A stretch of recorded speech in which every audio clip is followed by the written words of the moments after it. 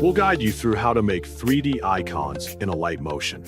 Quick disclaimer, you need to follow this step-by-step guide carefully, because skipping a single step will affect your final result. If this guide helpful, don't forget to like and subscribe. First, don't forget to comment if you still need our help or want to ask something, and we will reach you as soon as possible. Second, open the Alight Motion app on your device. Once the app has loaded, press Create New Project to begin a new project. Set your project settings according to your needs. After selecting the settings, press Create Project to enter the editing workspace. Next, press the plus button located in the bottom right corner of the screen. From the available options, import the logo or icon that you want to turn into a 3D object.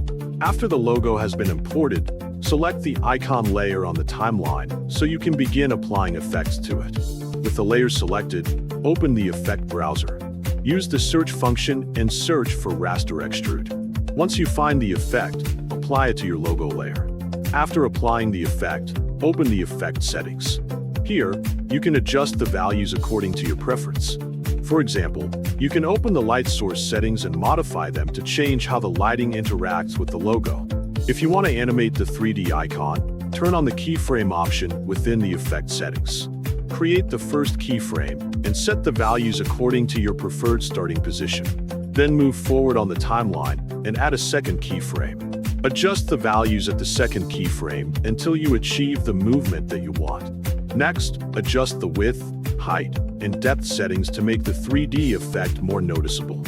Increasing these values can make the logo appear larger and more dimensional. Continue adjusting them until the icon looks the way you want.